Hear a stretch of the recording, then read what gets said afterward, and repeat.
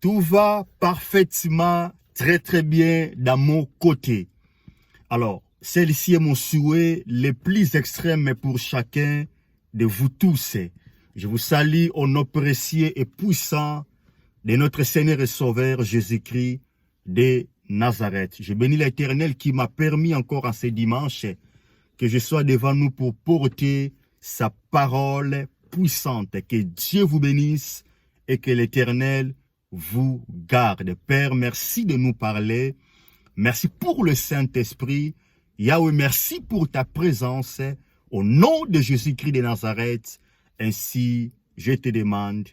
Amen. Je suis l'apôtre Jérémie Matondo. Si c'est la première fois que vous tombez dans cette vidéo, je crois fermement qu'en ce dimanche, l'Éternel va nous bénir. Je répète, je suis très convaincu qu'en ce dimanche encore, le bon Dieu va te parler. Alors, sans plus tarder, prenons nos Bibles dans le livre de Matthieu, chapitre 6e, et nous lirons à ce matin dans le 10e verset.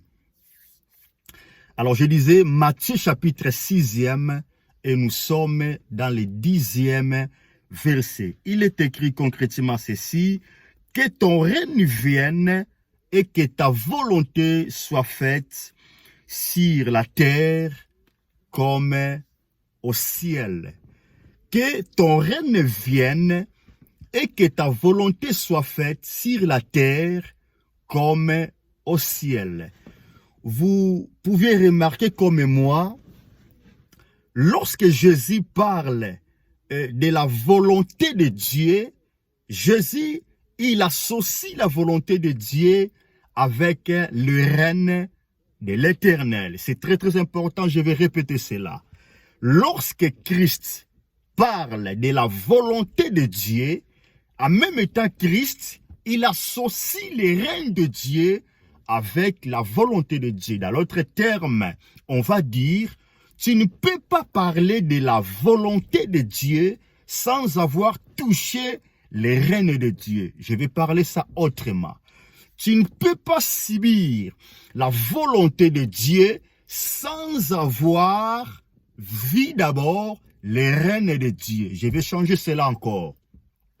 Là où le règne de Dieu est remarqué, là où le règne de Dieu est établi, automatiquement tu vas vivre la volonté de Dieu comme conséquence. Pour la dernière fois, là où le règne de l'Éternel y est, automatiquement, tu dois expérimenter, tu dois vivre la volonté de l'Éternel. Le temps me manquerait pour creuser car celle-ci n'est pas mon sujet du jour. Alors, en ce matin, je crois fermement que l'Éternel veut que je parle de ces sujets que je trouve très important. Un sujet que tu ne peux pas échapper, vous voyez. Et si vous voulez échapper ces sujets, malheureusement, ces sujets vont vous rattraper toujours. Alors, en ce matin, je vais parler de la volonté de l'Éternel. Je répète encore. En ce dimanche, l'Éternel a voulu que je parle de la volonté de Dieu. Je répète, en ce dimanche, je parle de la volonté de l'Éternel. D'ailleurs, il faut comprendre déjà que lorsqu'on parle de volonté, nous avons ce qu'on appelle la volonté permissive et la volonté parfaite. Je répète, nous avons ce qu'on appelle la volonté permissive et la volonté parfaite. Pourquoi j'insiste? J'insiste pour que vous puissiez comprendre et recevoir la pensée de l'Éternel pour vous. Sans cela, sinon je ne vois pas l'importance de mon apostolat. Vous voyez, je répète encore, il y a ce qu'on appelle la volonté permissive et il y a ce qu'on appelle aussi la volonté parfaite. Alors, je manquerai le temps pour commencer à vous expliquer qu'est-ce qu'est la volonté permissive et qu'est-ce qu'est la volonté parfaite. Mais j'aimerais expliquer cela autrement. Vous voyez, c'est comme quand on était dans l'école primaire, on prend un bouchon à côté et l'autre bouchon à côté. Lorsqu'on mélange, on te dit, ça donne D. Vous voyez, au lieu juste de te dire que 1 plus 1 égale à D. Alors, je vais aller dans la pratique pour que ça soit pratique pour vous. Permettez-moi la tautologie. Alors, je disais, il y a la volonté permissive et la volonté parfaite. Dans la volonté permissive, la Bible déclare, écoutez-moi très bien, je commence la prédication. La Bible déclare, Job est en train de souffrir. Job, l'homme que l'Éternel a apprécié. Job, l'homme que l'Éternel a tapé sa poitrine devant le diable pour dire que tu as vu mon serviteur Job. Mais ce jour-là, Job a commencé à pleurer. Job a commencé à se lamenter. À la limite, Job était prêt d'accuser, voire même l'Éternel, si je peux dire. Il a accusé l'Éternel. Écoutez la parole de Job. Moi qui étais l'oreille des sourds dans cette ville, moi qui étais l'œil d'un aveugle dans cette ville, moi qui étais comme béquille d'un paralytique, lorsque je faisais mon entrée dans la ville, les jeunes fuient, les jeunes venaient pour m'accueillir, les vieillards sortaient dans les rues. Je n'ai jamais laissé un vieillard manquer de quoi se chauffer. Je n'ai jamais permis dans mes yeux que quelqu'un manque de quoi à manger. Lorsque Job parlait cela, dans l'autre terme, il accusait l'Éternel. En fait, Job voulait dire, mais où est le Dieu qui voit les bonnes œuvres? Où est le Dieu qui justifie les bonnes œuvres? Lui qui a dit dans sa parole que il ne peut pas oublier les bienfaits de l'homme. Moi qui faisais que du bien, mais pourquoi tout cela m'arrive? Vous voyez, peut-être c'est votre question à ce dimanche. Moi qui crée l'Éternel, moi qui fais le bien aux gens, moi qui n'aime pas voir quelqu'un souffrir, moi que je suis là pour intervenir lorsqu'un innocent accroupi dans la justice. Mais qu'est-ce qui m'arrive? Celle-ci était le questionnement de Job. Mais ce que Job ignorait, que ce n'était pas l'Éternel qui le giflait. C'était le diable qui était derrière sa souffrance. Je répète encore. Lorsque Job souffrait, Job pensait que c'était Dieu qui le giflait.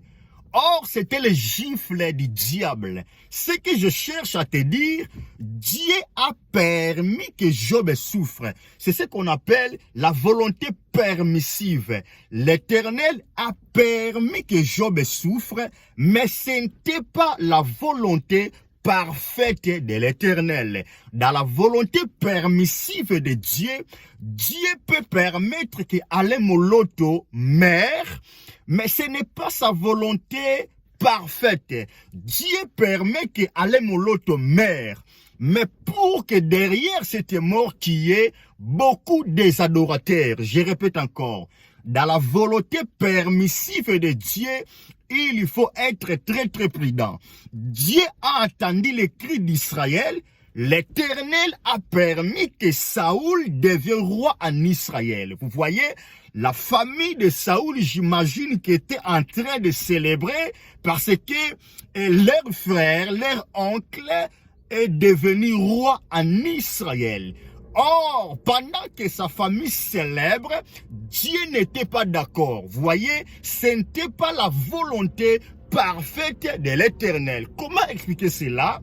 L'Éternel a permis que quelqu'un devienne roi pour qu'il soit devant son peuple, mais lui, Dieu n'est pas d'accord. Comment expliquer cela? Comment expliquer Dieu permet que l'homme qui le craint, vous voyez, l'homme qui respecte sa parole, l'homme qui est pieux, l'homme qui est droit, l'homme intègre comme Job, comment expliquer Dieu peut permettre que Job souffre? Comment Dieu peut permettre Alain Moloto, lui Dieu qui aime l'adoration, vous voyez, Alors, lui que l'adoration et louange est sa nourriture. Mais comment Dieu peut permettre, c'est lui qui prépare sa nourriture, puisse quitter les terres des hommes. Bien-aimé dans le Seigneur, permettez-moi de te dire, God is God. Je répète, God is God. Dieu reste Dieu. Dieu est au-dessus de tes pensées. Dieu est au-dessus de ton imagination. Je reviens, je parlais de la volonté de Dieu. Alors, j'étais en train de t'expliquer qu'est-ce que la volonté permissive. Dans la volonté permissive, Dieu peut permettre que quelqu'un devienne roi, mais lui, Dieu n'est pas content. Dans la volonté permissive, Dieu peut permettre que son enfant souffre, mais cela ne vient pas de son gré de cœur. Vous voyez? Alors, je vais t'expliquer maintenant qu'est-ce que la volonté parfaite de l'Éternel. Dans la volonté permissive retenue, je dis que Dieu peut permettre que tu deviennes roi, mais ce n'est pas sa volonté, ce n'est pas sa volonté parfaite. Dans la volonté parfaite de Dieu, c'est lorsque Dieu agit, il est très d'accord, il est très fier de lui-même. Mais dans la volonté permissive, lorsque l'Éternel agit, il n'est pas très fier de lui-même. Vous voyez, Job souffre. Dieu n'était pas très fier.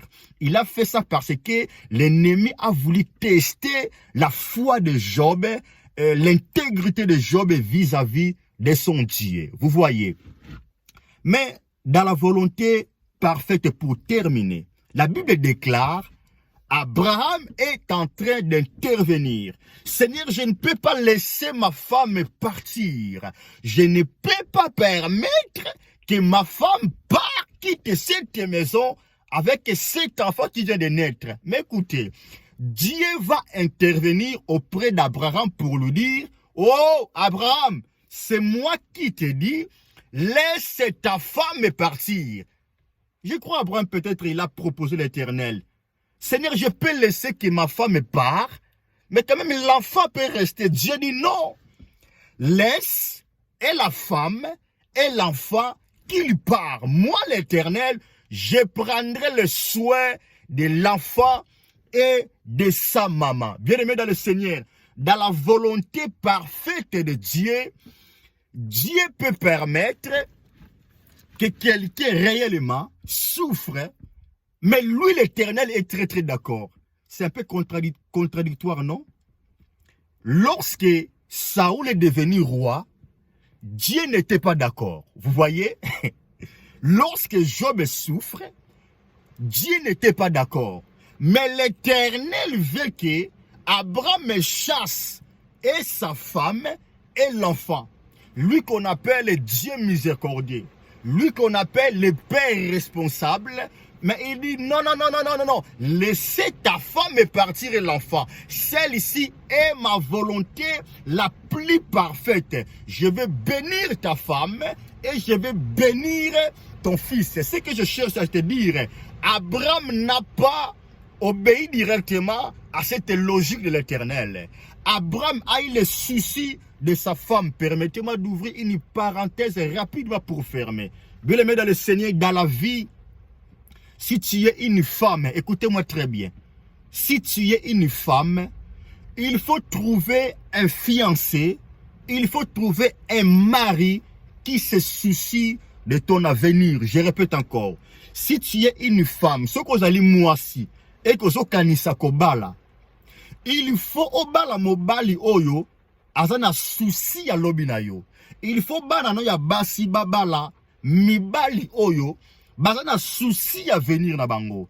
Abraham disait à l'Éternel, non, non, non, Seigneur, ce n'est pas possible. Je ne peux pas permettre que Agar me quitte. Vous voyez, Abraham discutait avec l'Éternel, quand bien même c'était la volonté parfaite de l'Éternel. C'est ce qui me pousse à te dire que dans la vie, il faut avoir un mari qui se soucie de votre futur. Dans la vie, c'est une grande bénédiction d'y avoir un mari qui se soucie de votre avenir. D'ailleurs, je déclare que Dieu donne à tes enfants de bons maris. Je déclare, je prie que Dieu te donne de bons maris. Na Combo na Yesu, que Dieu te donne un bon mari. Je répète encore, je décrète et je déclare, toi qui as besoin de mariage, toi qui as besoin de mari, que l'Éternel te donne un mari qui se souciera de toi. Que Dieu donne à tes enfants des hommes, des maris qui se souciera d'eux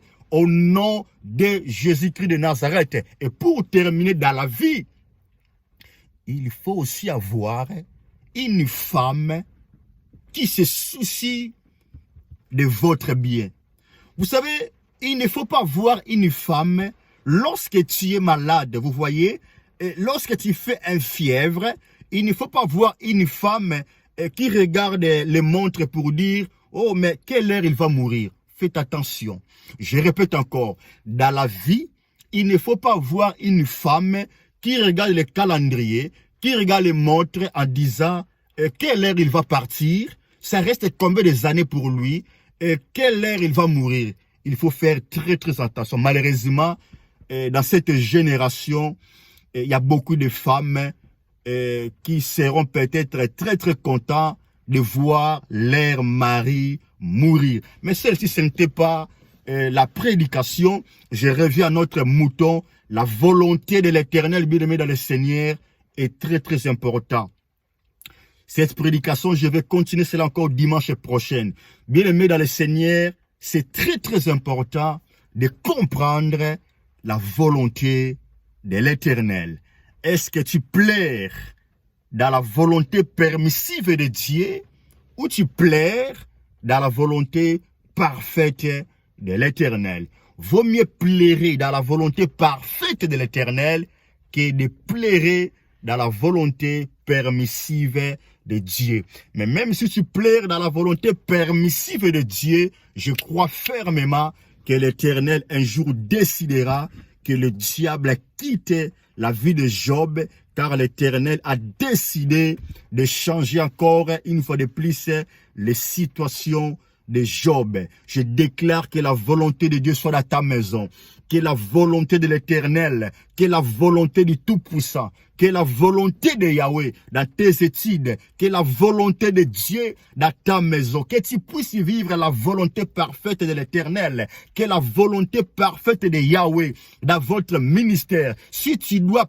plairer, je prie que ça soit la volonté parfaite de Dieu. Si tu dois régner dans la vie, si tu dois réussir, si tu dois prospérer, je prie que ça soit la volonté de l'Éternel, et c'est là au nom de Jésus-Christ de Nazareth. Shalom.